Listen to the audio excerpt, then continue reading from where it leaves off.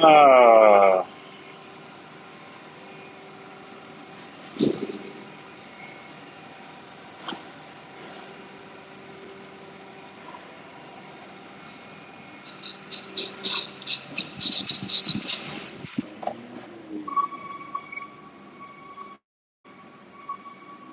Good morning. Good morning.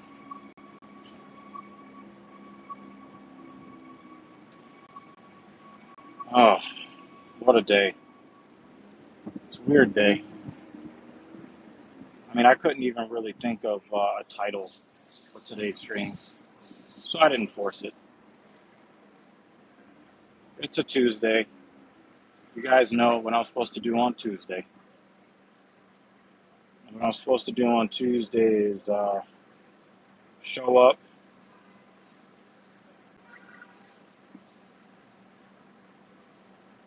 and do the best that I can. I wore this T-shirt this morning because I was really thinking about like what song I would want to use to get through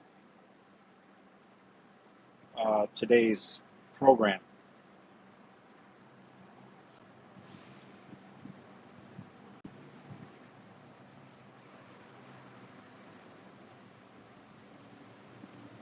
And I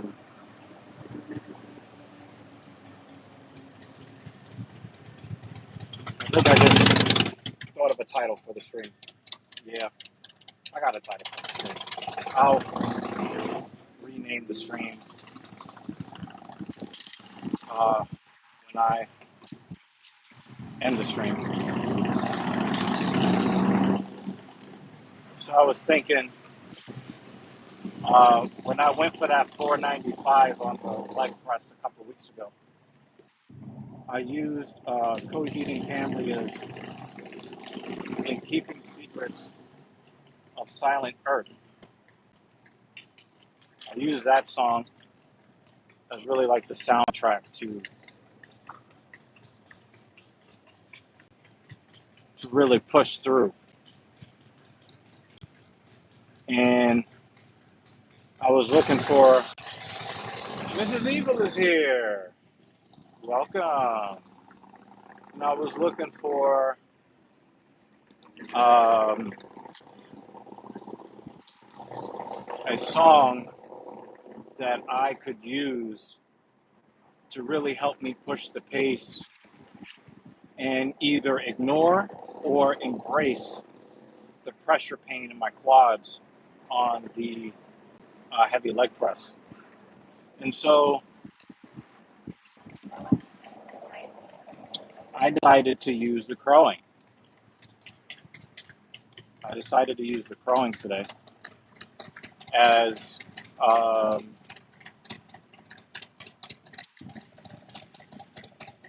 as the inspiration for me, maybe not gutting through, but really pushing through the 4x10 at 4:05 today. Obviously, I am going for volume, not strength.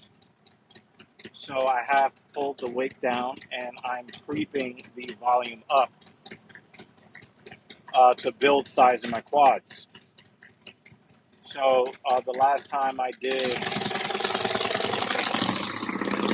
time I did the leg press, it was 4x9. Today I added a rep per set, and I performed pretty good today. Only problem is my stomach did not really cooperate, so I lost 15 minutes because my stomach decided right after or right during my warm-up sets that it was time to empty everything out of my colon. But then I went right back to work, and man, I really got to say I did a really good job of pushing through really hard.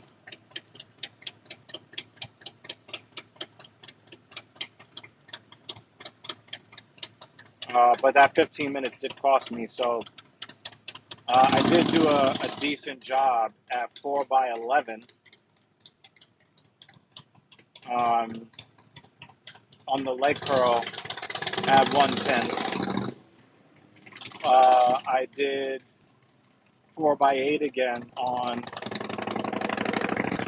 the hack squat at 185, but I ran out of time because I didn't want to catch a ticket.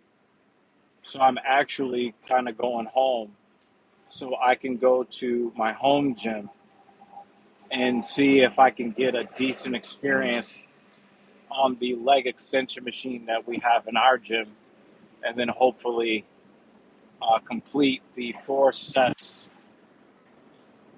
of, I believe I'm supposed to do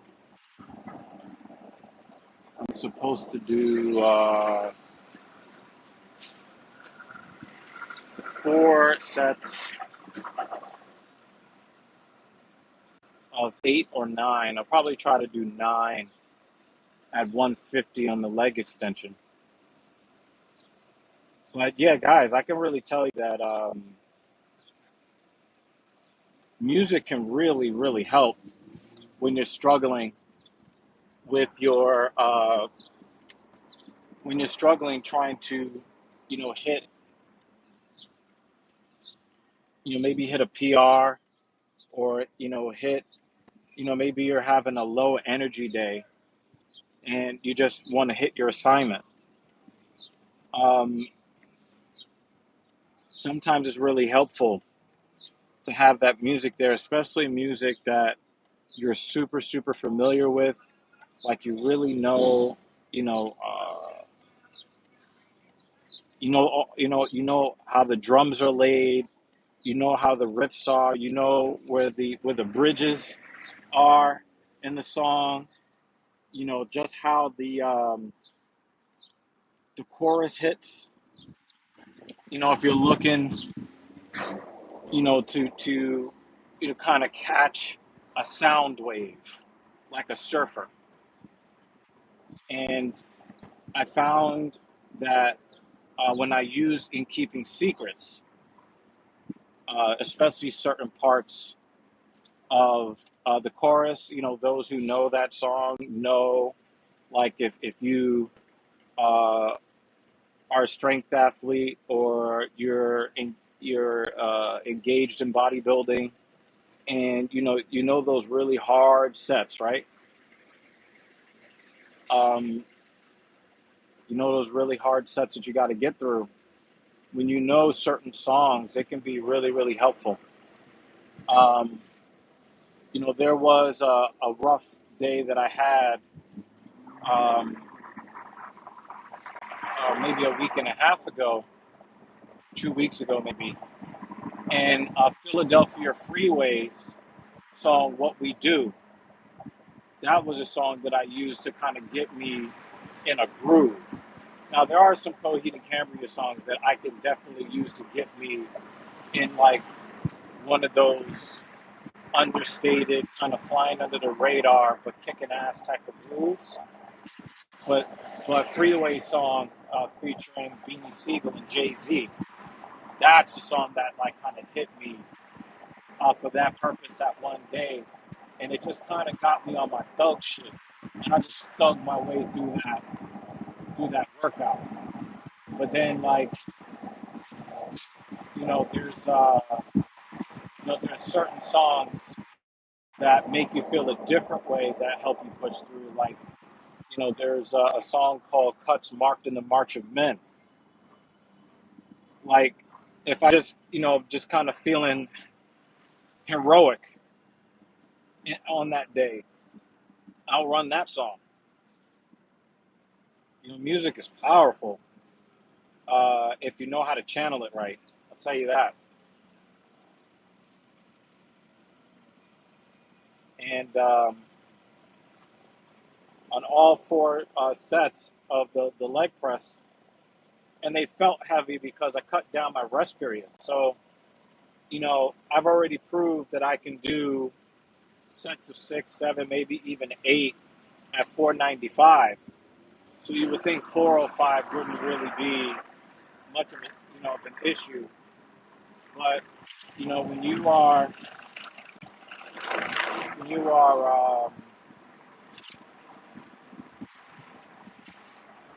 trying to get going at a quicker pace than you're normally used to. I'm normally used to taking between 4 and 8 minutes rest. I'm trying to keep the rest to like 2, 3 minutes. Um, Trying to keep my head in the game, trying to embrace the pain, um, listening to something that really feels epic and bigger than myself. It was, man, um, when you're hearing Pray You're Not the Only One, and then you hear Josh destroying the drums, and you feel the urgency like really, really pick up, it just makes you want to put a bunch of plates on the machine and squeeze for dear fucking life. That's the only way I can really explain it. Like, I just,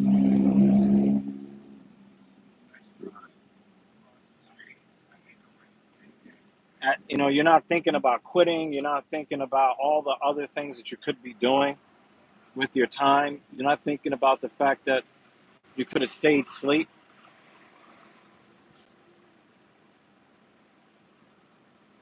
It's almost like it's another way to bury your soul when Claudio is speaking through you, and you start to really feel that urgency. Um,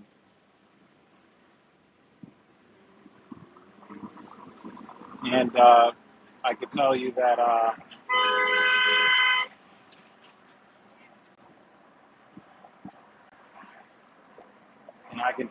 it's this guy is a real asshole.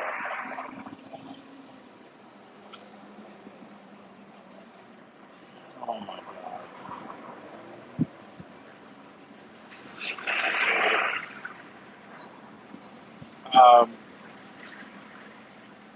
So yeah, don't underestimate the power of music. I Louis Rossman used to be a client of mine, and he used to listen to like classical music when we would go for like PRs. He's like, yeah, I need something that's really intense to like really get my to like really get my juices flowing. And then you would listen. He would let me hear what he's listening to. I'm like, I know you're trolling me. This is some BS. But whatever kind of gets you in that mode that allows you to efficiently apply force, something that makes you feel something beyond safe, right? Something that makes you feel super strong. I mean, I can't really explain it any other way than something that makes you feel super strong. I tell people all the time that when you are lifting for dear life, you're probably going to suffer somewhere in the neighborhood of a 30% drop in force that you can apply. Because when you're trying to survive, your brain reads that as danger. And if your brain thinks you're in danger, it's going to kind of tighten up your muscles, reduce your range of motion to protect you from possible danger. So you're not going to be able to perform because your body is thinking more about protection than performance. So I try to listen to music that makes me feel like I'm super strong or sometimes super angry. Then it's not about my own safety. It's about the safety of other people. Get out of my way. And then I apply that mentality to pushing the heavy weight or pushing uh, somewhat heavy weight for high volumes. So a good example of that would be what is that song called? Shit, I'm trying to remember that song. The Camp of Valorium 3, Al the Killer.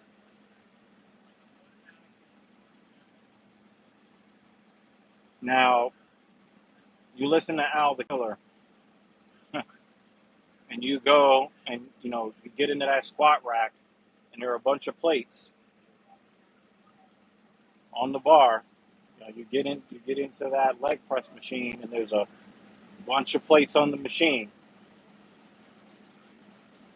You get on the bench press, there's a bunch of plates on the bar, and then it just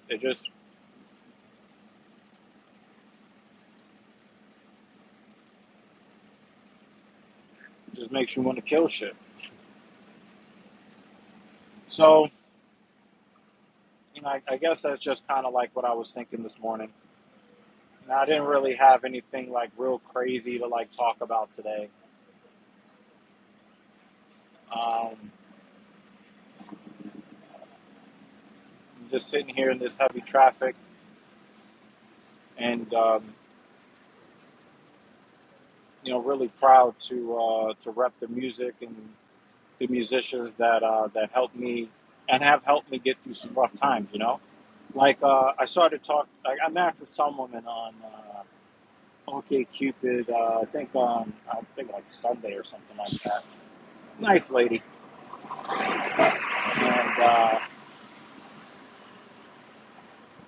and she kind of was asking me about how I discovered Coheed and Cambria, and I just explained to her like what I was going through at that time of my life in that 2004 2005 era of my life, which was really not a good time in my life. To be honest with you, there really has never really been any really good times in my life until obviously I've had good uh, pockets of things that happened to me, like Mrs. Evil coming into my life in 2006, and Joy walking, coming into my life in 2011, the end of 2011. Um, but at the same time, um, you know, most of like the environments that I've been in just were not great, and until like I'll probably say the last 3 or 4 years are where things started to pick up consistently for me. And I was explaining how I was trying to fend off homelessness when I discovered Coheed and Cambria, and a lot of the same songs that I use today to defeat difficult parts of my hypertrophy and strength programs. You know, those are songs that also help me get through just trying to not want to quit on life, or trying to do the very best that I could to put myself in position for life to not quit on me.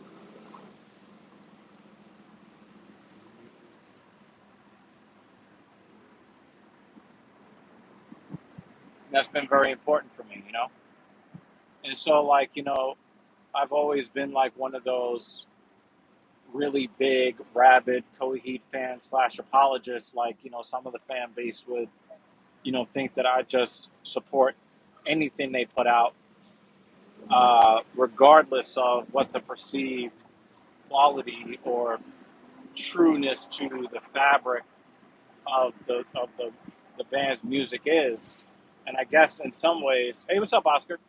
In some ways, you can make that claim until Vaxxus 2 came out. I think somebody put up on social media that yesterday was the 2 year anniversary of the release of that album. And I remember flatly being very upset the first time I listened to that album because that was the first time I got a real bad reaction from, the first time hearing a Coheed and Cambria album. To be fair to them, there are a couple of nice, singles on the album that sound really good when played live, but sound very sterile and soulless. Um, the album versions there's just not a whole lot of soul to the sound. Uh, oh wow, we're switching accounts here now. Hey Oscar, thank you for hitting the like button. Um, um,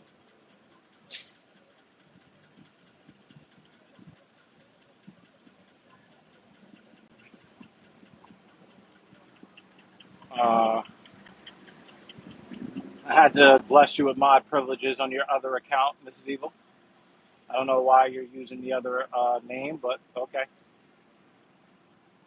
Um, uh, but the songs on the end of the album are, classic Coheed. You know, I love that. But there are just some songs in that album that I just I've only grown to the point of toleration. Um, so, but but I could tell you that the discography in total definitely saved my life, and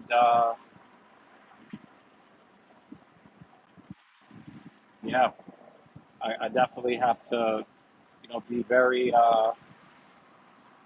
forthcoming about that. So I like to talk about how music has affected me over the years, and I would probably say the single most um,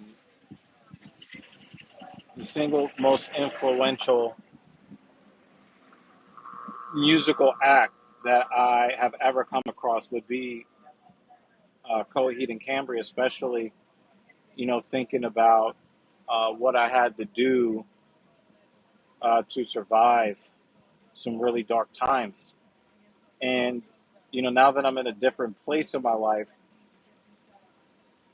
um, really repurposing that music to help me maybe not deal with horrible times in my life. I still have my bad days, but maybe I'm not really thinking about how bad things are, but just how epic the sci-fi saga is, or just how powerful said music can feel um,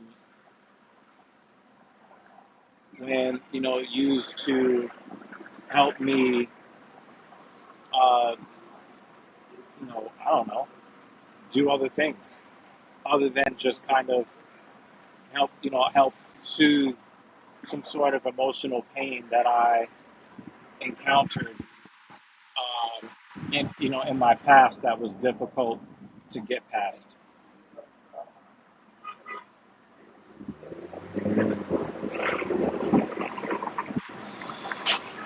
And so I'm hoping that you guys can also use music for your own purposes, and sometimes even sad songs. Coheed is known for being emo. Even so-called sad music you can use to reinvigorate yourself or reinvent yourself. You can let that music take on a different meaning if you're in a more positive place in your life, I guess. And that's largely what I've tried to do. And I